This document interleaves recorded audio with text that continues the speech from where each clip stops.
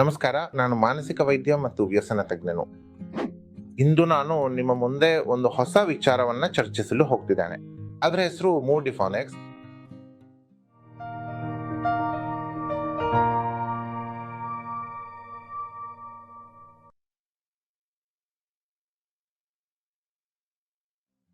Mood ಡಿಸಾರ್ಡರ್ನಲ್ಲಿ ಸಾಮಾನ್ಯವಾಗಿ 2 ವಿಧದ ವರ್ಗೀಕರಣಗಳಿವೆ. ಅದರಲ್ಲಿದೆ unipolar disorder ಮತ್ತು ಇನ್ನೊಂದು bipolar mood disorder. Unipolar disorder ಒಳಗೆ ಬರೋದನ್ನು ನಾವು ಮೇಜರ್ ಡಿಪ್ರೆಸಿವ್ ಡಿಸಾರ್ಡರ್ ಎಂದು ಕರೆಯುತ್ತೇವೆ. ಅದಾದ್ಮೇಲೆ ಬಿಪೋಲಾರ್ ಮೂಡ್ ಡಿಸಾರ್ಡರ್ ಬರ್ತದೆ. ಬಿಪೋಲಾರ್ ಮೂಡ್ ಡಿಸಾರ್ಡರ್ ಅನ್ನ 4 ಅಥವಾ 5 ರೀತಿಯಲ್ಲಿ ವರ್ಗೀಕರಿಸಲಾಗಿದೆ. ಉದಾಹರಣೆಗೆ bipolar mood disorder type 1, bipolar mood disorder type 2 ಮತ್ತು ಸೈಕ್ಲೋಥೈಮಿಯಾ ಎಂದು ಹೇಳಬಹುದು. ಇದಕ್ಕೂ ಮೇಲೆ 4ನೇ ವರ್ಗೀಕರಣ ಇದೆ. ಅದನ್ನು bipolar mood disorder due to substance use ಎಂದು ಕರೆಯುತ್ತಾರೆ. ಮತ್ತು 5ನೇದು bipolar mood disorder due to general medical condition. ಈ ಮೂಲ ಡಿಸಾರ್ಡರ್ಗಳನ್ನ ನಾವು ಪರಿಗಣಿಸಿದ್ರೆ ಯಾವ ವಯಸ್ಸಿನಲ್ಲಿ ಸಾಮಾನ್ಯವಾಗಿ ಕಾಣಿಸ್ತಿದೆ ಅಂದ್ರೆ 15ರಿಂದ 25 ವರ್ಷದ ವಯಸ್ಸಿನವರಲ್ಲಿ ಇದು ಸಾಮಾನ್ಯವಾಗಿ ಕಾಣಿಸ್ತಿದೆ. ಅದಾದ್ಮೇಲೆ ಇದರ ಪೂರ್ವಪಾರ್ಶ್ವ ನಾವು ಪರಿಗಣಿಸಿದರೆ ಸಾಮಾನ್ಯ ಜನಸಂಖ್ಯೆಯ 3-4% ಜನರಲ್ಲಿ, ಅಂದ್ರೆ 3-4% ಜನರಲ್ಲಿ ಈ ಮೂಲ ಡಿಸಾರ್ಡರ್ ಕಾಣಿಸ್ಕೋಬಹುದು. ಈಗ ನಾವು ಈ ಮೂಡ್ ಡಿಸಾರ್ಡರ್ಗಳಲ್ಲಿ ಯಾವ್ಯಾವ ಲಕ್ಷಣಗಳು ಕಾಣಿಸ್ತವೆ ಎಂಬುದನ್ನು ನೋಡೋಣ, ಅದ್ರ ಬಗ್ಗೆ ಮಾತಾಡೋಣ. ಅದರಲ್ಲಿ ಪರಿಗಣಿಸಿದ್ರೆ 5 ಸಾಮಾನ್ಯ ಹಂತಗಳಿವೆ. ಈ 5 ವಿಧದ ಲಕ್ಷಣಗಳು ಕಾಣಿಸಬಹುದು. ಉದಾಹರಣೆಗೆ ಮೇನಿಯಾ, ಹೈಪೋಮೇನಿಯಾ, ಡಿಪ್ರೆಷನ್, ಮೈನರ್ ಡಿಪ್ರೆಷನ್ ಮತ್ತು ಸಾಮಾನ್ಯ ಹಂತ ಅಥವಾ ನಾರ್ಮಲ್ ಸ್ಟೇಜ್ ಎಂದು ಕೂಡ ನಾವು ಹೇಳಬಹುದು. ಉದಾಹರಣೆಗೆ ನಾನು ವಿವರಿಸಬೇಕೆಂದರೆ ನೋಡಿ, ಇದು ಸಿಂಪ್ಟಮ್ಸ್ ನ ನಾರ್ಮಲ್ ಲೆವೆಲ್ ಎಂದು ಹೇಳಬಹುದು. ಸಾಮಾನ್ಯ ಹಂತ ಎಂದು ಹೇಳಿದ್ರೆ ಇದರ ಮೇಲ್ಭಾಗದಲ್ಲಿ ಮೇನಿಯಾ ಹಂತ ಬರುತ್ತೆ, ಅಂದ್ರೆ ಮೇಲ್ಭಾಗದಲ್ಲಿ ಮೇನಿಯಾ ಹಂತ ಇದೆ. ಅದ್ರ ಕೆಳಗೆ ಹೈಪೋಮೇನಿಯಾ ಹಂತ ಬರ್ತದೆ, ಅಂದ್ರೆ ನಾರ್ಮಲ್, ಹೈಪೋಮೇನಿಯಾ ಮತ್ತು ಮೇನಿಯಾ ಹಂತಗಳು ಬರ್ತವೆ. ಅದರ ನಂತರ ಇದು ನಾರ್ಮಲ್ ಹಂತ ಬರುತ್ತದೆ. ಆಮೇಲೆ ಡಿಪ್ರೆಷನ್ ಹಂತ ಬರುತ್ತದೆ ಮತ್ತು ಇದು ಮೈನರ್ ಡಿಪ್ರೆಷನ್ ಎಪಿಸೋಡ್ ಆಗಿರುತ್ತದೆ. ಈಗ ನಾವು ಚರ್ಚೆ ಮಾಡೋಣ, ಈ ಮೂಡ್ ಡಿಸಾರ್ಡರ್ಗಳಿಗೆ ಮುಖ್ಯ ಕಾರಣಗಳು ಯಾವುವು ಆಗಬಹುದು ಎಂಬುದನ್ನು ನೋಡೋಣ. ಮೊದಲನೇದು ಬಯೋಲಾಜಿಕಲ್ ಫ್ಯಾಕ್ಟರ್, ಅಂದ್ರೆ ಜೈವಿಕ ಕಾರಣಗಳು, ಅಂದ್ರೆ ರಾಸಾಯನಿಕಗಳ ಅಸಮತೋಲನ ಅಥವಾ ನ್ಯೂರೋ ಟ್ರಾನ್ಸ್ಮಿಟರ್ಗಳ ಅಸಮತೋಲನ. ನಾವು ಹೇಳ್ಬೋದು ಡೋಪಮಿನ್, ಸೆರೋಟೋನಿನ್, ನಾರ್ಎಪಿನೆಫ್ರಿನ್ ಇಂತಹ ರಾಸಾಯನಿಕಗಳಲ್ಲಿ ಡಿಸ್ರೆಗ್ಯುಲೇಷನ್ ಅಥವಾ ಅಶಾಂತಿ ಉಂಟಾದರೆ ಈ ಲಕ್ಷಣಗಳು ಕಾಣಿಸಬಹುದು. 2ನೇ ಕಾರಣ ಹೆರಿಡಿಟರಿ ಫ್ಯಾಕ್ಟರ್ ಅಥವಾ ಜೆನ್ಯು ಫ್ಯಾಕ್ಟರ್ ಎಂದು ನಾವು ಹೇಳ್ಬೋದು. ಇಂತಹ ರೋಗ ಅಥವಾ ಲಕ್ಷಣಗಳು ಕುಟುಂಬದಲ್ಲಿ ಇದ್ರೆ ಈ ರಿಸ್ಕ್ ಇದೆ. ಮುಂದಿನ ಪೀಳಿಗೆಯಲ್ಲಿಯೂ ಈ ರಿಸ್ಕ್ ಹೆಚ್ಚು ಇರಬಹುದು. ಫಸ್ಟ್ ಡಿಗ್ರಿ ಸಂಬಂಧಿಕರಲ್ಲಿ ಸುಮಾರು 10 ಪಟ್ಟು ಹೆಚ್ಚು ರಿಸ್ಕ್ ಇರುತ್ತದೆ ಅಂತ ಹೇಳ್ತಾರೆ. ಬೈಪೋಲಾರ್ ಮೂಡ್ ಡಿಸಾರ್ಡರ್ ನಲ್ಲಿ ಈ ರಿಸ್ಕ್ 3 ಪಟ್ಟು ಇರುತ್ತದೆ ಮತ್ತು ಮೇಜರ್ ಡಿಪ್ರೆಸಿವ್ ಡಿಸಾರ್ಡರ್ ನಲ್ಲಿ ಈ ರಿಸ್ಕ್ 2 ಪಟ್ಟು ಇರಬಹುದು. 3ನೇ ಕಾರಣವನ್ನು ನಾವು ಸೈಕೋಸೋಷಿಯಲ್ ಫ್ಯಾಕ್ಟರ್ ಎಂದು ಹೇಳಬಹುದು. ಅಂದ್ರೆ ಮನೆಯಲ್ಲೇ ಕೆಲವು ನೆಗೆಟಿವ್ ಘಟನೆಗಳು ಸಂಭವಿಸಿದರೆ, ಉದಾಹರಣೆಗೆ ಅಪಘಾತ, ಟ್ರಾಮಾ, ವಿಚ್ಛೇದನ ಅಥವಾ ಯಾರಾದರೂ ಹತ್ತಿರದ ಸಂಬಂಧಿಕರ ಮರಣವಾಗಿದ್ದರೆ, ಇಂತಹ ನೆಗೆಟಿವ್ ಘಟನೆಗಳ ಕಾರಣಕ್ಕೂ ಈ ಸೈಕ್ಯಾಟ್ರಿಕ್ ಕಾಯಿಲೆಯ ಆರಂಭವಾಗಬಹುದು. ಇದನ್ನು ನಾವು ಸೈಕೋಸೋಷಿಯಲ್ ಫ್ಯಾಕ್ಟರ್ ಎಂದು ಕರೆಯಬಹುದು. ಮತ್ತು 4ನೇ ಕಾರಣವನ್ನು ನಾವು ಹೀಗೆ ಹೇಳ್ತೇವೆ, ಇಡಿಯೋಪ್ಯಾಥಿಕ್, ಅಂದ್ರೆ ಯಾವುದೇ ಕಾರಣ ಇಲ್ಲದೆ ಕೂಡ ಈ ಕಾಯಿಲೆ ಬರುವ ಸಾಧ್ಯತೆ ಇದೆ. ಇದನ್ನು ನಾವು ಇಡಿಯೋಪ್ಯಾಥಿಕ್ ಎಂದು ಕರೀತೇವೆ. ಈಗ ನಾವು ಯೂನಿಪೋಲಾರ್ ಡಿಸಾರ್ಡರ್ ನಲ್ಲಿ ಮೇಜರ್ ಡಿಪ್ರೆಸಿವ್ ಡಿಸಾರ್ಡರ್ ಬಗ್ಗೆ ಚರ್ಚೆ ಮಾಡೋಣ. ನಾನು ಮೊದಲೇ ಹೇಳಿದ್ದೇನೆ 5 ವಿಧದ ಲಕ್ಷಣಗಳು ಕಾಣಿಸಿಕೊಳ್ಳಬಹುದೆಂದು. ಅದರಲ್ಲೊಂದು ಡಿಪ್ರೆಷನ್ ಅಂದ್ರೆ ಇದು ಸಾಮಾನ್ಯ ಮಟ್ಟವಾಗಿದ್ರೆ ಅವನ ಮನೋಭಾವ ಕಡಿಮೆ ಮಟ್ಟದಲ್ಲಿ ಇರಬಹುದು. ಯಾವ್ಯಾವ ಲಕ್ಷಣಗಳು ಕಾಣಿಸ್ತವೆ ಅಂದ್ರೆ ಸಾಮಾನ್ಯವಾಗಿ ಅವರ ಮನೋಭಾವ ದುಃಖದಲ್ಲಿರುತ್ತದೆ, ಅಂದ್ರೆ ಅವರು ಉದಾಸೀನರಾಗಿರ್ತಾರೆ, ನಿರಾಶರಾಗಿರ್ತಾರೆ, ಯಾವುದರಲ್ಲೂ ಮನಸ್ಸಿರೋದಿಲ್ಲ, ಅವರ ಆತ್ಮವಿಶ್ವಾಸ ಕಡಿಮೆ ಆಗಿರುತ್ತದೆ, ನಿದ್ರೆ ಕಡಿಮೆ ಆಗುತ್ತದೆ, ಹಸಿವು ಕಡಿಮೆ ಆಗುತ್ತದೆ. ಕೆಲವು ರೋಗಿಗಳಲ್ಲಿ ನಿದ್ರೆ ಹೆಚ್ಚು ಆಗ್ಬೋದು, ಹಸಿವು ಹೆಚ್ಚು ಆಗ್ಬೋದು, ಸಹಾಯವಿಲ್ಲದ ಭಾವನೆ ಇರುತ್ತದೆ, ನಿರಾಶೆಯ ಭಾವನೆ ಇರುತ್ತದೆ, ಬದುಕಿನಲ್ಲಿ ಏನೂ ಇಲ್ಲ ಎಂಬ ಭಾವನೆ ಇರುತ್ತದೆ, ಸತ್ತೋಗೋದು ಉತ್ತಮ ಎಂದು ಅವನಿಗೆ ಅನಿಸ್ತದೆ, ಆತ್ಮಹತ್ಯೆಯ ಆಲೋಚನೆಗಳು ಬರ್ತವೆ, ಆತ್ಮಹತ್ಯೆಗೆ ಪ್ರಯತ್ನಿಸಬಹುದು ಕೂಡ. ಅವನ ಆತ್ಮವಿಶ್ವಾಸ ಯಾವಾಗ್ಲೂ ಕಡಿಮೆ ಏನಿರುತ್ತದೆ, ಶಕ್ತಿಯ ಕೊರತೆ, ಆತ್ಮವಿಶ್ವಾಸದ ಕೊರತೆ ಇರಬಹುದು. ಈ ಎಲ್ಲಾ ಲಕ್ಷಣಗಳು ಡಿಪ್ರೆಷನ್ ಇರುವ ರೋಗಿಗಳಲ್ಲಿ ಕಾಣಿಸಬಹುದು. ಕೆಲವು ರೋಗಿಗಳಲ್ಲಿ ಯಾವುದೇ ಕಾರಣವಿಲ್ಲದೆ ಅಳವಿನ ಸ್ಪೆಲ್ಗಳು ಬರ್ತವೆ, ಅಂದ್ರೆ ಏನು ಕಾರಣವಿಲ್ಲದೆ ಅಳ್ಬೋದು. ಹೀಗಾಗಿ ಈ ಲಕ್ಷಣಗಳನ್ನ ನಾವು ಡಿಪ್ರೆಷನ್ ಲಕ್ಷಣಗಳು ಎಂದು ಹೇಳ್ಬೋದು. ಆದರೆ ನಿಮಗೆ ತಿಳ್ಕೊಳ್ಳೋದು ಮುಖ್ಯವಾದದ್ದು ಅಂದರೆ ಯಾವುದೇ ನಕಾರಾತ್ಮಕ ಘಟನೆ ಸಂಭವಿಸಿದರೂ ಈ ಲಕ್ಷಣಗಳು ಕಾಣಿಸಬಹುದು. ಆದ್ರೆ ಇಂತಹ ಲಕ್ಷಣಗಳು ಕನಿಷ್ಠ 15 ದಿನಗಳ ಕಾಲ ಇರಬೇಕು. ಅಂದ್ರೆ 2 ವಾರಗಳವರೆಗೆ ಈ ಲಕ್ಷಣಗಳು ಕಾಣಿಸಬೇಕು. ಅಷ್ಟೇ, ಆಗ ನಾವು ಇಂಥ ರೋಗಿಯನ್ನ ಮೇಜರ್ ಡಿಪ್ರೆಸಿವ್ ಎಪಿಸೋಡ್ ಎಂದು ಕರೆಯಬಹುದು. ಈ ಡಿಪ್ರೆಸಿವ್ ಎಪಿಸೋಡ್ಗಳು ಸಾಮಾನ್ಯವಾಗಿ ಸ್ವತಃ ಹೋಗಿಬಿಡ್ತವೆ, ಅಂದ್ರೆ ಚಿಕಿತ್ಸೆ ನಂತರವೂ ಹೋಗಿಬಿಡ್ತವೆ. ಮತ್ತು ಕೆಲವರಿಗೆ ಚಿಕಿತ್ಸೆ ಇಲ್ಲದೆ ಕೂಡ ಸ್ವತಃ ಹೋಗಿಬಿಡ್ತಾನೆ.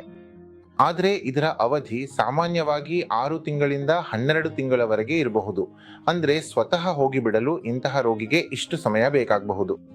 ಕೆಲವರಲ್ಲಿ ಈ ಲಕ್ಷಣಗಳು ಬೇಗನೆ ಹೋಗ್ಬಿಡ್ತವೆ, ಆದರೆ ಕೆಲವರಲ್ಲಿ ಈ ಲಕ್ಷಣಗಳು ಹೋಗಲು 6 ರಿಂದ 12 ತಿಂಗಳುಗಳವರೆಗೆ ನಿರೀಕ್ಷಿಸಬೇಕಾಗಬಹುದು. ಈಗ ನಾವು ಮೈನರ್ ಡಿಪ್ರೆಷನ್ ಎಪಿಸೋಡ್ ಅಂದ್ರೆ ಏನು ಎಂಬುದನ್ನ ಚರ್ಚಿಸೋಣ. ನೋಡಿ, ನಾನು ಸಾಮಾನ್ಯ ಮಟ್ಟವನ್ನ ಹೇಳಿದ್ದೇನೆ ಡಿಪ್ರೆಷನ್ನ. ಮೇಜರ್ ಡಿಪ್ರೆಸಿವ್ ಎಪಿಸೋಡ್ ಅನ್ನು ನಾವು ಹೇಳಿದ್ದೇವೆ. ಅಂದ್ರೆ ಮೈನರ್ ಡಿಪ್ರೆಷನ್ ಅಂದ್ರೆ ಈ ಡಿಪ್ರೆಷನ್ನ ಲಕ್ಷಣಗಳ ತೀವ್ರತೆ ಕಡಿಮೆ ಇರುತ್ತೆ, ಅಂದ್ರೆ ಮಧ್ಯಮ ಮಟ್ಟದಲ್ಲಿ ಇರುತ್ತೆ, ಅಂದ್ರೆ ಸಾಮಾನ್ಯ. ಮತ್ತೆ ಮೈನರ್ ಡಿಪ್ರೆಷನ್ನ ಲಕ್ಷಣಗಳು ಅದಾದ್ಮೇಲೆ ಬರ್ತದೆ ಮೇಜರ್ ಡಿಪ್ರೆಸಿವ್ ಎಪಿಸೋಡ್. ಸಂಕ್ಷಿಪ್ತವಾಗಿ ಹೇಳೋದಾದ್ರೆ, ಮೇಜರ್ ಡಿಪ್ರೆಸಿವ್ ಎಪಿಸೋಡ್ನ ಎಲ್ಲಾ ಲಕ್ಷಣಗಳ ತೀವ್ರತೆ ಕಡಿಮೆ ಆಗಿದ್ರೆ, ಕಡಿಮೆ ಮಟ್ಟದಲ್ಲಿ ಈ ಲಕ್ಷಣಗಳು ಕಾಣಿಸ್ಕೊಂಡ್ರೆ ಅದನ್ನ ನಾವು ಮೈನರ್ ಡಿಪ್ರೆಷನ್ ಎಪಿಸೋಡ್ ಎಂದು ಹೇಳ್ಬೋದು. ಅದಾದ್ಮೇಲೆ ಬರುತ್ತದೆ ಮೇನಿಯಾ ಎಪಿಸೋಡ್. ಮೇನಿಯಾ ಅಂದ್ರೆ ಉನ್ಮಾದ ಎಂದು ಕೂಡ ಹೇಳುತ್ತಾರೆ. ಮೆನಿಯಾ ಎಪಿಸೋಡ್ ನಲ್ಲಿ ಏನಾಗುತ್ತೆ ಅಂದ್ರೆ, ಈ ರೋಗಿಯ ಸಾಮಾನ್ಯ ಮಟ್ಟಕ್ಕಿಂತ ಹೆಚ್ಚು ಈ ಲಕ್ಷಣಗಳು ಕಾಣಿಸುತ್ತೆ. ಉದಾಹರಣೆಗೆ, ಈ ರೋಗಿ ಹೆಚ್ಚು ಆತ್ಮವಿಶ್ವಾಸದಿಂದ ಇರ್ತಾನೆ, ಹೆಚ್ಚು ಮಾತಾಡ್ತಾನೆ, ಅವನು ಹೇಳ್ತಾನೆ ನನಗೆ ಕೆಲವು ಶಕ್ತಿ ಇದೆ, ಧೈರ್ಯವಿದೆ, ನನಗೆ ಏನ್ ಬೇಕಾದ್ರೂ ಮಾಡಬಹುದು ಎಂದು. ಅವನು ಅಡ್ಡಾಡ್ತಾನೆ, ಕೋಪಗೊಳ್ತಾನೆ, ಚಿರಿ ಮಾಡ್ತಾನೆ. ಇವುಗಳಲ್ಲೂ ಕೂಡ 2 ರೀತಿಯ ಎಪಿಸೋಡ್ಗಳು ಕಾಣಿಸ್ತವೆ. ಒಂದು ಯುಫೋರಿಕ್ ಮೇನಿಯಾ ಮತ್ತಿನ್ನೊಂದು ಡಿಸ್ಫೋರಿಕ್ ಮೇನಿಯಾ. ಯುಫೋರಿಕ್ ಮೇನಿಯಾ ಇರೋರು ತುಂಬಾ ಸಂತೋಷ ಅನಿಸ್ತಾರೆ. ಅವ್ರು ಹೇಳ್ತಾರೆ, ನಾನು ಹೇಳಿದ್ದಂತೆ ನನ್ನೊಳಗೆ ಶಕ್ತಿ ಇದೆ ಎಂದು. ನನಗೆ ನಮ್ಮ ಪ್ರಧಾನಮಂತ್ರಿ ಅಥವಾ ರಾಷ್ಟ್ರಪತಿಗಳ ಪರಿಚಯ ಇದೆ. ನಾನು ಜಗತ್ತಿನ ಯಾವುದೇ ದೊಡ್ಡ ಕೆಲಸವನ್ನ ಮಾಡಬಹುದು, ಸುಲಭವಾಗಿ ಮಾಡಬಹುದು. ನಾನು ಅತ್ಯಂತ ಶ್ರೀಮಂತ ವ್ಯಕ್ತಿ, ನಾನು ನಟನಂತೆ ಇದ್ದೇನೆ. ಅಥವಾ ಕೆಲವೊಮ್ಮೆ ಕೆಲವು ರೋಗಿಗಳು ಹೇಳ್ತಾರೆ, ನಾನು ರಿತಿಕ್ ರೋಷನ್ ಅಥವಾ ಐಶ್ವರ್ಯ ರಾಯ್ ಎಂದು. ಹೀಗೆ ಹೇಳುವ ರೋಗಿಗಳು ಕೂಡ ಇದ್ದಾರೆ. ಹೀಗಿರುವ ರೋಗಿಗಳಿಗೆ ಗ್ರ್ಯಾಂಡ್ ಸಿಟಿಯ ಭ್ರಮೆ, ಡಿಲ್ಯೂಷನ್ ಆಫ್ ಗ್ರ್ಯಾಂಡ್ ಸಿಟಿ ಇರುತ್ತದೆ. ಮೆನಿಯಾ ಇರುವ ರೋಗಿಗಳಿಗೆ ನಿದ್ರೆ ಕಡಿಮೆ ಆಗಿರುತ್ತದೆ, ಅವರು ಹೆಚ್ಚು ಕೆಲಸ ಮಾಡ್ತಾರೆ. ಇಂತಹ ಲಕ್ಷಣಗಳು ರೋಗಿಗಳಲ್ಲಿ ಕಾಣಿಸಬಹುದು. ಯೂಫೋರಿಕ್ ಮೆನಿಯಾದಲ್ಲಿ ಕೆಲವರು ರೋಗಿಗಳು ಹೀಗೆ ಇರ್ತಾರೆ. ಅವರು ಹೇಳ್ತಾರೆ, ನಾನು ಅತ್ಯಂತ ಶ್ರೀಮಂತ ವ್ಯಕ್ತಿ, ಹಣ ಇಲ್ಲದಿದ್ದರೂ ಸಹ ಅವರು ನಿಮ್ಗೆ ಹಣ ಹಂಚ್ತಾರೆ, ದಾನ ಮಾಡ್ತಾರೆ, ಮನೆಯ ವಸ್ತುಗಳನ್ನು ಮಾರ್ತಾರೆ. ಇದನ್ನ ನಾವು ಯೂಫೋರಿಕ್ ಮೇನಿಯಾ ಅಂತ ಕರಿತೀವಿ. ಡಿಸ್ಫೋರಿಕ್ ಮೇನಿಯಾದಲ್ಲಿ ರೋಗಿ ಸಾಮಾನ್ಯವಾಗಿ ಕಿರಿಕಿರಿಯಾಗಿರ್ತಾನೆ, ಕೋಪಗೊಳ್ತಾನೆ, ಜಗಳ ಮಾಡ್ತಾನೆ, ಜನರನ್ನ ಹೊಡೆಯಲು ಬರ್ತಾನೆ. ತಾನಿಗೆ ಹಾನಿ ಮಾಡಿಕೊಳ್ಳುವ ಅಪಾಯ ಇರ್ತದೆ, ಇತರರಿಗೂ ಕೂಡ ಹಾನಿ ಮಾಡುವ ಅಪಾಯ ಇರ್ತದೆ. ಕೆಲವೊಮ್ಮೆ ಆತ್ಮಹತ್ಯೆಯ ಆಲೋಚನೆಯನ್ನು ವ್ಯಕ್ತಪಡಿಸ್ತಾನೆ, ಆತ್ಮಹತ್ಯೆಗೆ ಪ್ರಯತ್ನವೂ ಮಾಡ್ತಾನೆ. ಹಾಗಾದ್ರೆ ಇದನ್ನ ನಾವು ಡಿಸ್ಫೋರಿಕ್ ಮೇನಿಯಾದ ಎಪಿಸೋಡ್ ಎಂದು ಹೇಳಬಹುದು. ಮತ್ತು ಮೇನಿಯಾದಲ್ಲಿ ಇನ್ನೊಂದು ಸಾಮಾನ್ಯ ಲಕ್ಷಣವೆಂದರೆ ನಿದ್ರೆಯ ಅಗತ್ಯ ಕಡಿಮೆ ಆಗುವುದು.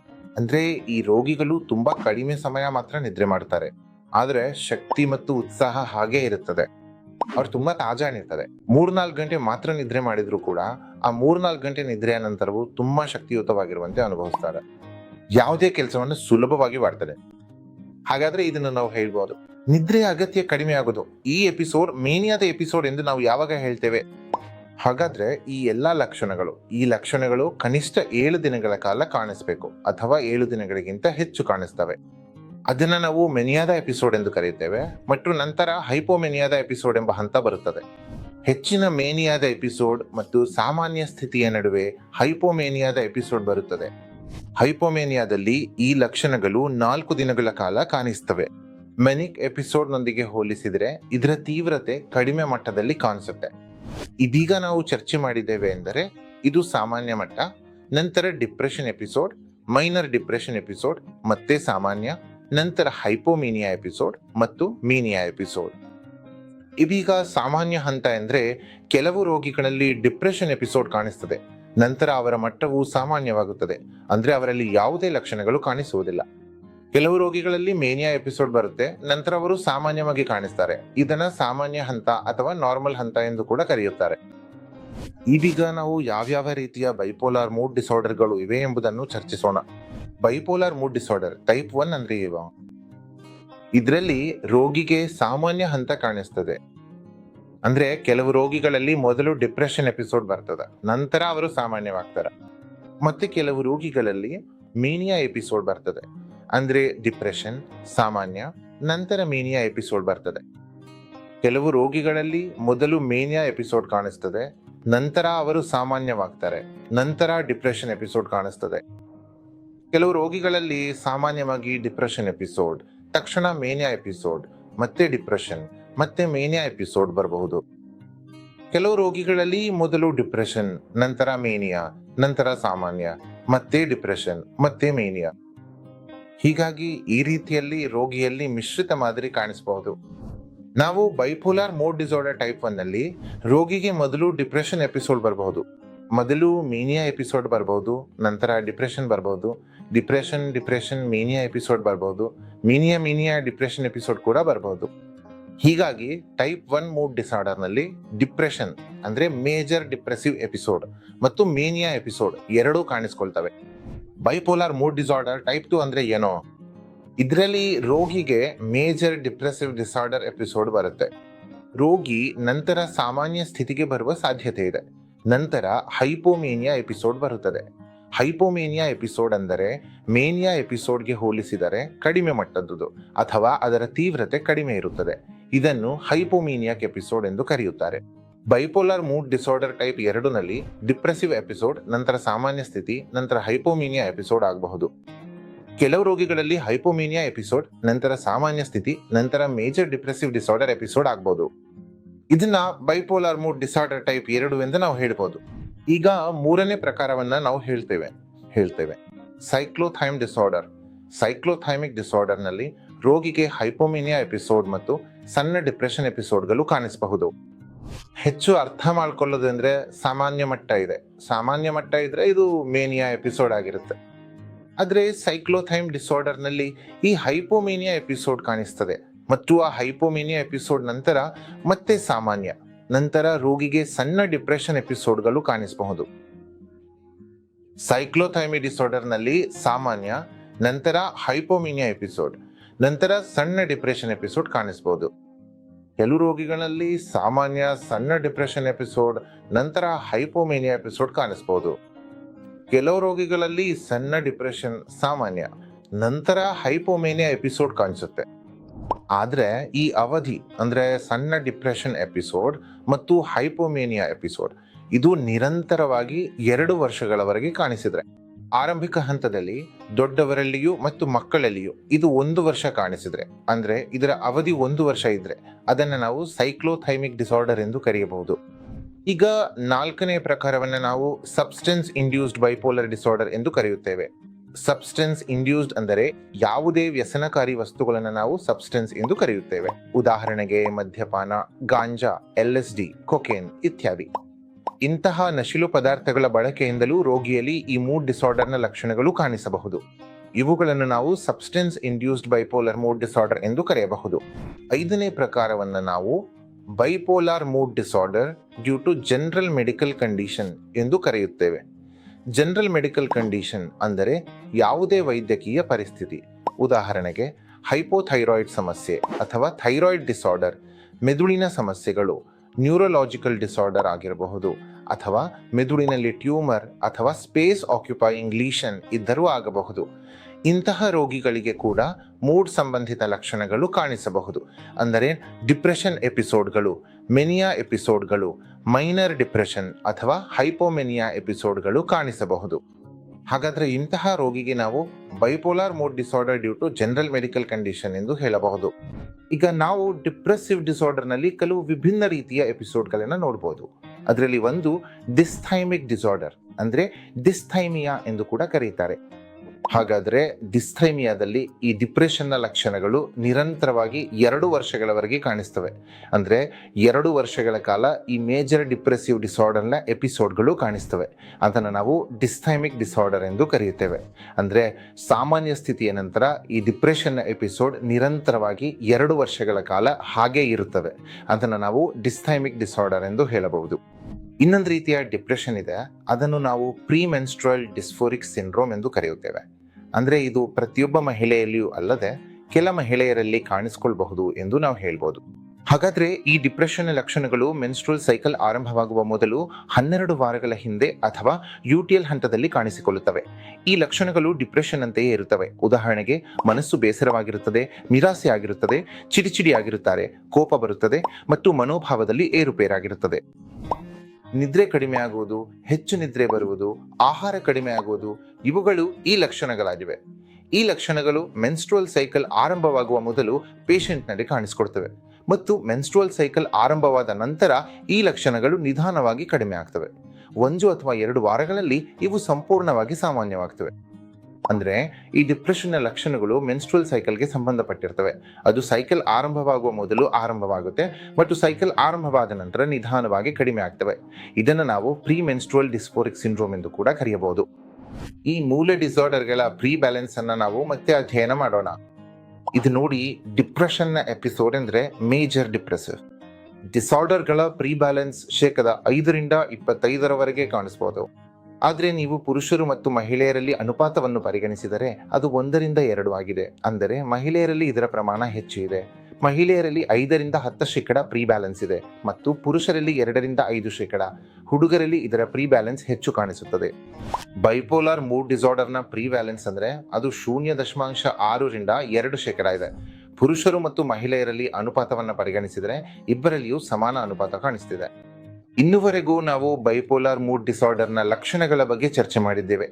ಆದರೆ ಈ ರೋಗವನ್ನು ನಾವು ಡಯಾಗ್ನೋಸ್ ಮಾಡುವಾಗ DSM-5 ಅಂದರೆ ಡಯಾಗ್ನೋಸ್ಟಿಕ್ ಸ್ಟ್ಯಾಟಿಸ್ಟಿಕಲ್ ಮ್ಯಾನ್ಯುಯಲ್ 5TR ಪ್ರಕಾರ ಮಾಡಲಾಗುತ್ತದೆ. ಕೆಲವೊಮ್ಮೆ ICD-10 ಅನ್ನು ಕೂಡ ಬಳಸಲಾಗುತ್ತದೆ. ಇಂಟರ್ನ್ಯಾಷನಲ್ ಕ್ಲಾಸಿಫಿಕೇಶನ್ ಆಫ್ ಡಿಸೀಸ್ ಪ್ರಕಾರವು ಇದರ ವರ್ಗೀಕರಣವನ್ನು ನಾವು ಮಾಡ್ತೇವೆ. ಹಾಗಾದ್ರೆ ನಾನು ಹೇಳಿದ ಬೈಪೋಲರ್ ಮೂಡ್ ಡಿಸಾರ್ಡರ್ನ ಪ್ರಕಾರಗಳು DSM-5 ಪ್ರಕಾರ ವಿಭಿನ್ನವಾಗಿರಬಹುದು ಮತ್ತು ICD-10 ಪ್ರಕಾರವು ವಿಭಿನ್ನವಾಗಿರಬಹುದು. ಈಗ ನಾವು ಈ ಮೂಡ್ ಡಿಸಾರ್ಡರ್ಗಳ ನಿರ್ವಹಣೆಯನ್ನ ಹೇಗೆ ಮಾಡಬೇಕು ಎಂಬುದರ ಬಗ್ಗೆ ಚರ್ಚೆ ಮಾಡೋಣ. ನೋಡಿ, ಯಾವುದೇ ಮಾನಸಿಕ ಕಾಯಿಲೆ ಆದರೂ ನಾವು ಅದರ ಗ್ರೇಡನ್ನು ಪರಿಗಣಿಸಿದ್ರೆ ಅದು ಲಘು, ಮಧ್ಯಮ ಅಥವಾ ತೀವ್ರ ಮಟ್ಟದಲ್ಲಿ ಇರಬಹುದು. ಯಾವುದೇ ರೋಗಿಗೆ ನಾವು ಚಿಕಿತ್ಸೆ ಪ್ರಾರಂಭಿಸಲು ಇಚ್ಛಿಸಿದ್ರೆ ನಾವು ಅವನಿಗೆ OPD ಆಧಾರಿತ ಚಿಕಿತ್ಸೆ ಪ್ರಾರಂಭಿಸಬಹುದು ಅಥವಾ ದಾಖಲಿಸಿ ಚಿಕಿತ್ಸೆ ನೀಡಬಹುದು. ಈಗ ಔಷಧಿ ಪ್ರಾರಂಭಿಸುವ ಮೊದಲು ಕೆಲವು ತನಿಖೆಗಳು ಮಾಡುವುದು ಅಗತ್ಯವಾಗಬಹುದು. ಉದಾಹರಣೆಗೆ ರೂಟೀನ್ ತನಿಖೆಗಳು, ಉದಾಹರಣೆಗೆ CBC, ರಕ್ತದ ಸಕ್ಕರೆ, ಕಿಡ್ನಿ ಕಾರ್ಯಪರೀಕ್ಷೆ, ಯಕೃತ್ ಕಾರ್ಯಪರೀಕ್ಷೆ. ಕೆಲವು ರೋಗಿಗಳಲ್ಲಿ ಥೈರಾಯ್ಡ್ ಕಾರ್ಯಪರೀಕ್ಷೆಯನ್ನು ಮಾಡಬೇಕಾಗಬಹುದು. ಅಗತ್ಯವಿದ್ದರೆ ಹೊಟ್ಟೆಯ ಸೊನೋಗ್ರಾಫಿ ಅಥವಾ ಇತರ ಪರೀಕ್ಷೆಗಳನ್ನು ಮಾಡಬಹುದು. ಕೆಲವು ರೋಗಿಗಳಲ್ಲಿ 2D ಈಕೋ ಕೂಡ ಮಾಡಬೇಕಾಗಬಹುದು. ಕೆಲವು ರೋಗಿಗಳಲ್ಲಿ ನಾವು ಆರ್ಗ್ಯಾನಿಕ್ ಕಾರಣವನ್ನು ನಿರಾಕರಿಸಿದ್ರೆ ಅಥವಾ ಮೆದುಳಿನ ಸಮಸ್ಯೆ ಅಂತ ಅನುಮಾನಿಸಿದ್ರೆ ಅಗತ್ಯವಿದ್ರೆ CT ಸ್ಕ್ಯಾನ್ ಅಥವಾ MRI ಕೂಡ ಮಾಡಬೇಕಾಗಬಹುದು. ಇಂತಹ ರೋಗಿಗಳಿಗೆ ಹೆಲೋಪ್ರಿಡ್ಲೋಫಿನೋರ್ಗ್ಯಾಲನ್ ಪಿನ್ ಎಂಬ ಇಂಜೆಕ್ಷನ್ಗಳನ್ನು ಕೂಡ ನೀಡಬಹುದು. ಹೀಗಾಗಿ OPD ಆಧಾರದಲ್ಲಿ ಚಿಕಿತ್ಸೆ ಸುಲಭ ಆಗಿದೆ ಮತ್ತು ಅಗತ್ಯವಿದ್ದರೆ ರೋಗಿಯನ್ನ ದಾಖಲು ಮಾಡಿದ್ರೆ ಇದರ ಅವಧಿ ಸುಮಾರು 20-25 ದಿನಗಳು ಆಗಬಹುದು. ಕೆಲವು ರೋಗಿಗಳಿಗೆ 30 ಅಥವಾ 40 ದಿನಗಳು ಬೇಕಾಗಬಹುದು. ಹಾಗಾದ್ರೆ ರೋಗಿಗೆ ಪ್ಯೂಟರ್ ಇದ್ರೆ ನಾವು OPD ಆಧಾರದಲ್ಲಿ ಚಿಕಿತ್ಸೆ ನೀಡಬಹುದು. ಕೆಲವರು ಹೇಳ್ತಾರೆ, ನಮ್ಮ ರೋಗಿಗೆ ಆಪ್ಟಿಟ್ಯೂಡ್ ಇಲ್ಲ, ಅವನು ಚಿಕಿತ್ಸೆ ಪಡೆಯಲು ಇಚ್ಛಿಸುವುದಿಲ್ಲ, ಅವನಿಗೆ ಒಳನೋಟ ಇನ್ಸೈಟ್ ಇಲ್ಲ. ಅಂದ್ರೆ ಇಂಥ ರೋಗಿಗೆ ನಾವು ಏನ್ ಮಾಡ್ಬೋದು? ನೋಡಿ, ನಾವು ಹೇಳಿದ್ದೇವೆ, ರೋಗಿಗೆ ಪಿಟ್ಟೆ ಇದ್ರೆ ಅವನನ್ನು ನಾವು ಕರೆತಂದು ಚಿಕಿತ್ಸೆ ಆರಂಭಿಸಬಹುದು. ಅವನು ರೋಗಿಗೆ ಆಪರೇಟಿವ್ ಇಲ್ಲದಿದ್ದರೆ ಅವನನ್ನು ನೀವು ಬಲವಂತವಾಗಿ ಕರೆತಂದುಕೊಳ್ಳಬೇಕಾಗುತ್ತದೆ. ನಾವು ಹೇಳ್ತೇವೆ, ನೀವು ಬಲವಂತವಾಗಿ ಕರೆತರುವ ಅಗತ್ಯವಿದ್ದರೆ ಯಾರಾದರೂ ಸಹಾಯವನ್ನು ಪಡೆಯಿರಿ. ಸಂಬಂಧಿಕರಿದ್ದರೆ, ಸ್ನೇಹಿತರಿದ್ದರೆ ಅವರ ಸಹಾಯವನ್ನ ಅಥವಾ ಪೊಲೀಸ್ ಸಹಾಯವನ್ನು ಪಡೆದು ಅವನನ್ನು ಕರೆತಂದುಕೊಳ್ಳಬಹುದು. ನೀವು ಅದನ್ನೂ ಮಾಡಲಾಗದಿದ್ದರೆ ನಮ್ಮ ನಿರ್ಮಲ್ ಆಸ್ಪತ್ರೆಯ ತಂಡವನ್ನು ನೀವು ಫೋನ್ ಮಾಡಿ ಕರೆಯಬಹುದು. ನಮ್ಮ ತಂಡ ನಿಮ್ಮ ಸಹಾಯಕ್ಕೆ ಬರುತ್ತದೆ ಮತ್ತು ರೋಗಿಯನ್ನ ಇಲ್ಲಿ ಕರೆತರುತ್ತದೆ. ರೋಗಿಗೆ ನಾವು ಚಿಕಿತ್ಸೆ ಪ್ರಾರಂಭಿಸುವಾಗ ಅಥವಾ ಕರೆತರುವಾಗ ನಮ್ಮ ಬಳಿ 2 ಆಯ್ಕೆಗಳು ಇರ್ತವೆ. ನಿರ್ಮಲ್ ಆಸ್ಪತ್ರೆಯಲ್ಲಿ ನಾವು 2 ಆಯ್ಕೆಗಳು ನೀಡ್ತೀವಿ. ರೋಗಿಯನ್ನ ಸಂಬಂಧಿಕರೊಂದಿಗೆ ಇಡ್ತೀವಿ, ಸಂಬಂಧಿಕರಿಲ್ಲದೆ ಕೂಡ ಇಡ್ತೀವಿ. ನೀವು ರೋಗಿಯೊಂದಿಗೆ ಇರಲು ಇಚ್ಛಿಸಿದ್ರೆ ಇರಬಹುದು. ನೀವು ರೋಗಿಯನ್ನ ಕೇವಲ ಆಸ್ಪತ್ರೆಯ ಭರವಸೆಯಲ್ಲಿ ಬಿಡಲು ಇಚ್ಛಿಸಿದರೆ, ಅಂದರೆ ಅವರೊಂದಿಗೆ ಇರಲು ಇಚ್ಛಿಸದಿದ್ದರೆ ಆ ಆಯ್ಕೆಯನ್ನು ನಾವು ನಿಮಗೆ ನೀಡುತ್ತೇವೆ. ಹಾಗಾದ್ರೆ ನಿಮಗೆ ಸೂಕ್ತವೆಂದು ಅನಿಸುವುದು, ನಿಮಗೆ ಅನುಕೂಲವಾಗಿರುವ ಆಯ್ಕೆಯನ್ನು ನೀವು ತೆಗೆದುಕೊಳ್ಳಬಹುದು. ನಮ್ಮ ಬಳಿ ಕೇವಲ 2 ಆಯ್ಕೆಗಳು ಮಾತ್ರ ಇವೆ, ಸಂಬಂಧಿಕರೊಂದಿಗೆ ಮತ್ತು ಸಂಬಂಧಿಕರಿಲ್ಲದೆ. ಹಾಗಾದ್ರೆ ನಿಮಗೆ ಅನುಕೂಲವಾಗಿರುವುದನ್ನು ನೀವು ಆಯ್ಕೆ ಮಾಡಬಹುದು ಮತ್ತು ಕೆಲವೊಮ್ಮೆ ಹೀಗೆ ಆಗಬಹುದು ಕೂಡ. ಕೆಲವು ರೋಗಿಗಳ ಸಂಬಂಧಿಕರು ಹೇಳುತ್ತಾರೆ, ನಾವು ಕೆಲವು ದಿನಗಳ ಕಾಲ ಇಲ್ಲಿ ಇರಲು ಇಚ್ಛಿಸುತ್ತೇವೆ, ನಂತರ ಕೆಲವು ದಿನಗಳ ಕಾಲ ರೋಗಿಯನ್ನು ಒಬ್ಬಂಟಿಯಾಗಿಟ್ಟು ಹೋಗಲು ಬಯಸುತ್ತೇವೆ ಎಂದು. ಹಾಗಾದರೆ ಆ ಆಯ್ಕೆಯು ನಮ್ಮ ಬಳಿ ಇದೆ. ಚಿಕಿತ್ಸೆಯ ಸಮಯದಲ್ಲಿ ನೀವು ನಿಮ್ಮ ರೋಗಿಯನ್ನ ಸಾಮಾನ್ಯ ವಾರ್ಡ್ನಲ್ಲಿ ಇರಿಸಲು ಬಯಸಿದ್ರೆ, ಸೆಮಿ ಸ್ಪೆಷಲ್ ರೂಮ್ನಲ್ಲಿ ಇರಿಸಲು ಬಯಸಿದ್ರೆ, ಸ್ಪೆಷಲ್ ರೂಮ್ನಲ್ಲಿ ಇರಿಸಲು ಬಯಸಿದ್ರೆ, ಡಿಲಕ್ಸ್ ರೂಮ್ನಲ್ಲಿ ಇರಿಸಲು ಬಯಸಿದ್ರೆ, ಎಕ್ಸಿಕ್ಯೂಟಿವ್ ರೂಮ್ನಲ್ಲಿ ಇರಿಸಲು ಬಯಸಿದ್ರೆ ನೀವು ಹಾಗೆ ಮಾಡಬಹುದು. ನೀವು ಹೇಗೆ ಬಯಸುತ್ತೀರೋ ಹಾಗೆ ನಾವು ನಿಮಗೆ ಆಯ್ಕೆಯನ್ನು ನೀಡಬಹುದು. ನಾವು ರೋಗಿಯ ಚಿಕಿತ್ಸೆ ಪ್ರಾರಂಭಿಸ್ತೇವೆ, ಆದರೆ ಕೆಲವೊಮ್ಮೆ ಸಂಬಂಧಿತ ಅನುಮಾನ ಇರುತ್ತವೆ, ನಮ್ಮ ರೋಗಿಗೆ ಎಷ್ಟು ಶೇಕಡ ಬದಲಾವಣೆ ಆಗಬಹುದು ಎಂಬುದು. ನೋಡಿ, ಮೊದಲು ನಿಮಗೆ ತಿಳಿದುಕೊಳ್ಳುವುದು ಅಗತ್ಯವಿದೆ ಎಂದರೆ ಯಾವುದೇ ಮಾನಸಿಕ ಕಾಯಿಲೆಗೆ ಸಂಪೂರ್ಣ ಗುಣಮುಖತೆ ಸಾಧ್ಯವಿಲ್ಲ. ಈ ರೀತಿಯ ಕಾಯಿಲೆಯನ್ನ ನಾವು ನಿಯಂತ್ರಿಸಬಹುದು. ಈ ಕಾಯಿಲೆ ರಾಸಾಯನಿಕ ಅಸಮತೋಲನದಿಂದ ಉಂಟಾಗ್ತದೆ. ರಾಸಾಯನಿಕ ಅಸಮತೋಲನ ಅಂದ್ರೆ ಡೋಪಮಿನ್, ಸೆರೋಟೋನಿನ್ ಇವುಗಳಂತಹ ರಾಸಾಯನಗಳ ನಿಯಂತ್ರಣ ತಪ್ಪುವುದರಿಂದ ಈ ಕಾಯಿಲೆ ಉಂಟಾಗುತ್ತೆ. ಹೀಗಾಗಿ ಬೈಪೋಲಾರ್ ಮೂಡ್ ಡಿಸಾರ್ಡರ್ ಆಗಿರಲಿ ಅಥವಾ ಯುನಿಪೋಲಾರ್ ಡಿಸಾರ್ಡರ್ ಆಗಿರಲಿ, ಇಂತಹ ರೋಗಿಗಳಿಗೆ ಚಿಕಿತ್ಸೆ ಆರಂಭಿಸಿದ ನಂತರ ನಾವು ಲಕ್ಷಣಗಳನ್ನು ನಿಯಂತ್ರಣಕ್ಕೆ ತರಬಹುದು, ಆದರೆ ಸಂಪೂರ್ಣವಾಗಿ ಗುಣಪಡಿಸಲು ಸಾಧ್ಯವಿಲ್ಲ. ಹೆಚ್ಚುಮೆ ಅಥವಾ ಜ್ವರದಂತಹ ಕಾಯಿಲೆಗಳಲ್ಲಿ ನಾವು ಚಿಕಿತ್ಸೆ ಆರಂಭಿಸಿದ್ರೆ ಅವು ಹೋಗಿಬಿಡ್ತವೆ, ಆದರೆ ಮತ್ತೆ ಮತ್ತೆ ಬರುವ ಸಾಧ್ಯತೆ ಯಾವಾಗಲೂ ಇರುತ್ತದೆ. ಹಾಗೆ ಮನಸ್ಸಿನ ಈ ಕಾಯಿಲೆ ಕೂಡ ಮತ್ತೆ ಬರುವ ಸಾಧ್ಯತೆ ಇರುತ್ತದೆ. ಬೈಪೋಲಾರ್ ಮೂಡ್ ಡಿಸಾರ್ಡರ್ ಇರೋ ರೋಗಿಗೆ ಚಿಕಿತ್ಸೆ ಆರಂಭಿಸಿದ ಮೇಲೆ ಎಷ್ಟು ದಿನಗಳವರೆಗೆ ಔಷಧಿ ನೀಡಬೇಕಾಗಬಹುದು ಎಂಬುದು ಹೇಗೆ ನೋಡಿ. ಮೊದಲ ಎಪಿಸೋಡ್ ಆಗಿದ್ರೆ, ಅಂದ್ರೆ ಫಸ್ಟ್ ಎಪಿಸೋಡ್ ಆಗಿದ್ರೆ, ಆ ರೋಗಿಗೆ 6 ರಿಂದ 8 ತಿಂಗಳುಗಳವರೆಗೆ ಔಷಧಿ ನೀಡಬೇಕಾಗಬಹುದು. ರೋಗಿಗೆ 2ನೇ ಅಥವಾ 3ನೇ ಎಪಿಸೋಡ್ ಇದ್ರೆ ಅಂತಹ ರೋಗಿಗೆ 1 ರಿಂದ 2 ವರ್ಷಗಳವರೆಗೆ ಔಷಧಿ ನೀಡಬೇಕಾಗಬಹುದು. 3ನೇ ಎಪಿಸೋಡ್ ಅಥವಾ 4ನೇ ಎಪಿಸೋಡ್ ಇದ್ರೆ ಅಂತಹ ರೋಗಿಗೆ 5 ವರ್ಷಗಳವರೆಗೆ ಔಷಧಿ ನೀಡಬೇಕಾಗಬಹುದು. ಅದಕ್ಕಿಂತ ಹೆಚ್ಚು ಎಪಿಸೋಡ್ಗಳಿದ್ರೆ ಅಂತಹ ರೋಗಿಗೆ ಸಾಮಾನ್ಯವಾಗಿ ಜೀವನ ಪೂರ್ತಿ ಔಷಧಿ ನೀಡಬೇಕಾಗಬಹುದು. ಕೆಲವರು ಸಂಬಂಧಿತವರು ಹೇಳ್ತಾರೆ, ಜೀವನ ಪೂರ್ತಿ ನೋಡ್ಕೊಳ್ಳಿ, ಪ್ರತಿಯೊಬ್ಬ ರೋಗಿಗೂ ಜೀವನ ಪೂರ್ತಿ ಔಷಧಿ ನೀಡುವ ಅಗತ್ಯ ಇಲ್ಲ. ಆದರೆ ನಾವು ಹೇಳುವುದೇನೆಂದರೆ, ರಕ್ತದೊತ್ತಡದ ರೋಗ, ಶುಗರ್ ಅಥವಾ ಡಯಾಬಿಟಿಸ್, ಹೈಪರ್ ಟೆನ್ಷನ್ ಇಂತಹ ರೋಗಗಳು ಇದ್ದರೆ ಅಂತಹ ರೋಗಿಗಳಿಗೆ ಸಾಮಾನ್ಯವಾಗಿ ದೀರ್ಘಕಾಲ ಅಥವಾ ಜೀವನ ಪೂರ್ತಿ ಔಷಧಿ ತೆಗೆದುಕೊಳ್ಳಬೇಕಾಗಬಹುದು. ಹಾಗೆಯೇ ಮನಸ್ಸಿನ ರೋಗ ಯಾರಿಗಾದ್ರೂ ಆಗಬಹುದು. ಅದಕ್ಕಾಗಿ ನಾವು ಒಪ್ಕೊಳ್ಬೇಕಾಗ್ತದೆ, ಇದು ಮಾನಸಿಕ ರೋಗ ಮತ್ತು ಇದರ ಚಿಕಿತ್ಸೆ ದೀರ್ಘಕಾಲ ನಡೆಯೋದು ಅಗತ್ಯವಾಗಬಹುದು. ಹಾಗಾದ್ರೆ ನಾವು ರೋಗಿಯ ಚಿಕಿತ್ಸೆಯನ್ನು ಪ್ರಾರಂಭಿಸಿದ್ರೆ ಎಷ್ಟು ಶೇಕಡ ರೋಗಿಗಳಲ್ಲಿ ಬದಲಾವಣೆ ಕಾಣಬಹುದು? ಇದ್ರ ಬಗ್ಗೆ ನಾನು ಹೇಳಲು ಇಚ್ಛಿಸ್ತೀನಿ. ಈ ರೋಗವನ್ನ ಸಂಪೂರ್ಣವಾಗಿ ಗುಣಪಡಿಸಲು ಸಾಧ್ಯವಿಲ್ಲ, ಆದ್ರೆ ನಿಯಂತ್ರಣ ಮಾಡಬಹುದು. ಹಾಗಾದ್ರೆ ಊಹಿಸಿ, 100 ರೋಗಿಗಳ ಗಾಯ. ನಾವು 3 ಗುಂಪುಗಳನ್ನ ಮಾಡ್ತೇವೆ. ಮೊದಲದು, 2ನೇದು ಮತ್ತು 3ನೇದು. ಮೊದಲ ಗುಂಪಿನಲ್ಲಿ 30% ರೋಗಿಗಳು, 2ನೇ ಗುಂಪಿನಲ್ಲಿ 30% ರೋಗಿಗಳು ಮತ್ತು 3ನೇ ಗುಂಪಿನಲ್ಲಿ 30% ರೋಗಿಗಳು ಇರುತ್ತಾರೆ. ಹಾಗಾದ್ರೆ ಮೊದಲ ಗುಂಪಿನಲ್ಲಿರುವ ರೋಗಿಗಳು, ಅಂತಹ ರೋಗಿಗಳಿಗೆ 80, 90 ಅಥವಾ 100% ಈ ಲಕ್ಷಣಗಳು ಹೋಗಬಹುದು.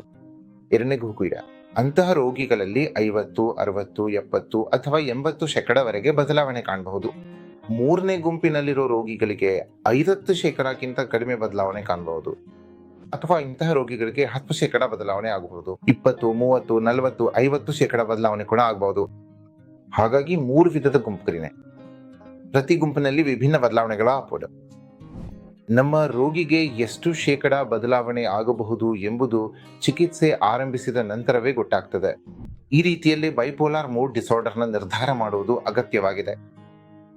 ಸರಿಯಾದ ಸಮಯದಲ್ಲಿ ಈ ಲಕ್ಷಣಗಳು ಕಾಣಿಸ್ಕೊಂಡ್ರೆ ಅದನ್ನ ಆಧರಿಸಿ ನಾವು ನಿರ್ಧಾರ ಮಾಡಬಹುದು. Major depressive disorder, bipolar mood disorder, type 1, type 2 ಅಥವಾ ಸೈಕ್ಲೋಥೈಮಿಕ್ ಡಿಸಾರ್ಡರ್, ಡಿಸ್ಥೈಮಿಕ್ ಡಿಸಾರ್ಡರ್, ಪ್ರಿಮೆನ್ಸ್ಟ್ರಲ್ ಡಿಸ್ಫೋರಿಕ್ ಸಿಂಡ್ರೋಮ್ ಇಂತಹ ನಿರ್ಧಾರಗಳನ್ನು ನಾವು ಮಾಡಬಹುದು. ಚಿಕಿತ್ಸೆಯನ್ನು ನಾವು ಔಷಧಿಯಿಂದ ಮಾಡಬಹುದು, OPD ಆಧಾರಿತವಾಗಿ ಮಾಡಬಹುದು, ಅಥವಾ ರೋಗಿಯನ್ನ ದಾಖಲು ಮಾಡಿ ಕೂಡ ಮಾಡಬಹುದು. ರೋಗಿಯ ಚಿಕಿತ್ಸೆ ಪ್ರಾರಂಭಿಸಿದ ನಂತರ ರೋಗಿಯಲ್ಲಿ ಫಲಿತಾಂಶವು ಕಾಣಿಸುತ್ತದೆ. ಹಾಗಾದ್ರೆ ಕೆಲವು ವಿಷಯಗಳು, ಕೆಲವು ಮುಖ್ಯ ಸಲಹೆಗಳಿವೆ, ಅವುಗಳನ್ನು ನಾನು ಸಂಬಂಧಿಕರಿಗೆ ಹೇಳಲು ಇಚ್ಛಿಸ್ತೇನೆ. ರೋಗಿಯ ಚಿಕಿತ್ಸೆ ಪ್ರಾರಂಭಿಸಿದ ನಂತರ ಅಥವಾ ಚಿಕಿತ್ಸೆ ಮುಗಿದ ನಂತರ ಅಥವಾ ಡಿಸ್ಚಾರ್ಜ್ ಆದ ನಂತರ ಕೆಲವು ಮುಖ್ಯ ವಿಷಯಗಳಿವೆ, ಅವುಗಳ ಬಗ್ಗೆ ಗಮನ ಕೊಡುವುದು ಅಗತ್ಯ. ಡಾಕ್ಟರ್ ಅಥವಾ ಮನೋವೈದ್ಯರು ಎಷ್ಟು ಕಾಲ ಔಷಧಿ ತೆಗೆದುಕೊಳ್ಳಬೇಕು ಎಂದು ಹೇಳುತ್ತಾರೆ, ಅದನ್ನು ಸಂಬಂಧಿಕರು ಅಥವಾ ರೋಗಿಯು ಅರ್ಥ ಮಾಡಿಕೊಳ್ಳುವುದು ಮತ್ತು ಅಷ್ಟು ಸಮಯದವರೆಗೆ ಔಷಧಿ ತೆಗೆದುಕೊಳ್ಳುವುದು ಬಹಳ ಮುಖ್ಯ.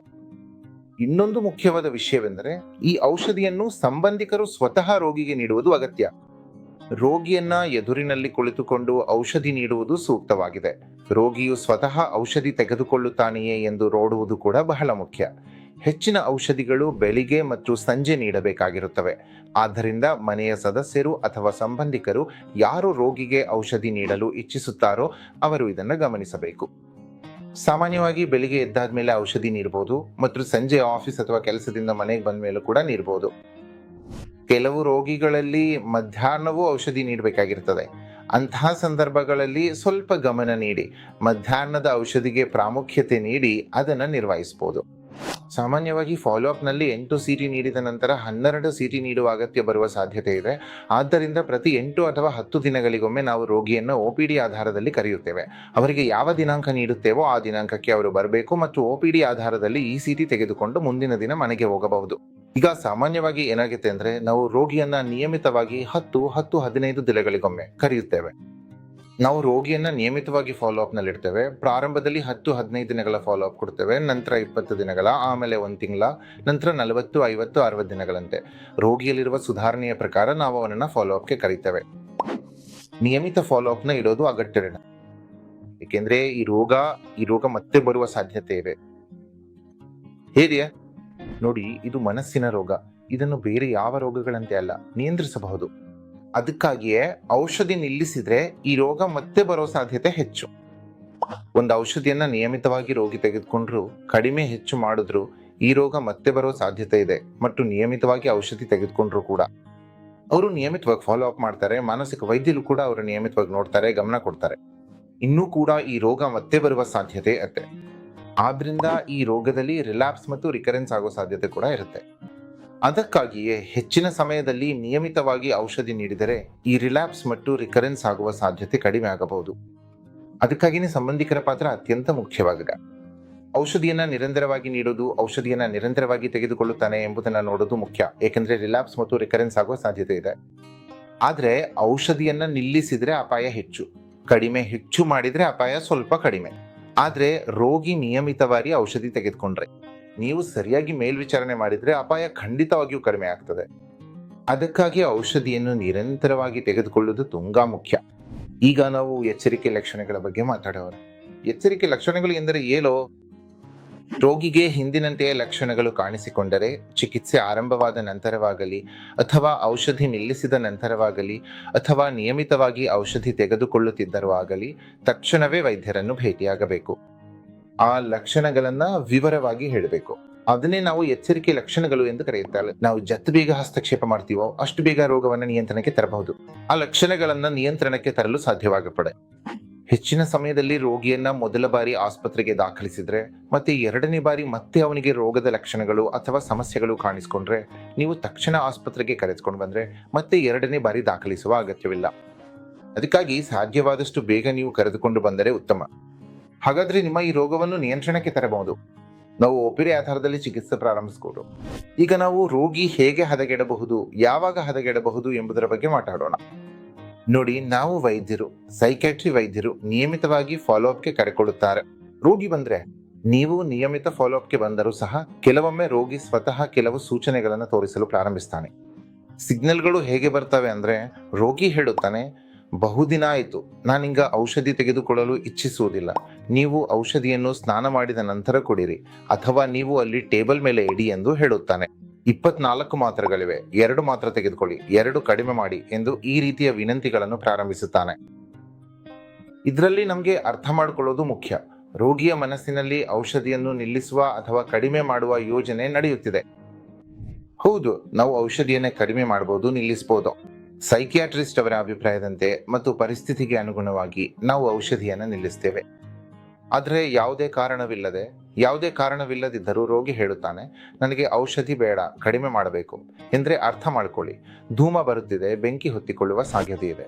ಕೆಲವೊಮ್ಮೆ ರೋಗಿಗೆ ಸಂಬಂಧಿಕರು ಔಷಧಿ ಕೊಡುತ್ತಾರೆ, ಅವನು ಬಾಯಲ್ಲಿ ಇಡುತ್ತಾನೆ ಮತ್ತು ಸಂಬಂಧಿಕರಿಗೆ ಅವನು ತೆಗೆದುಕೊಂಡಿದ್ದಾನೆ ಎಂದು ಅನಿಸುತ್ತದೆ.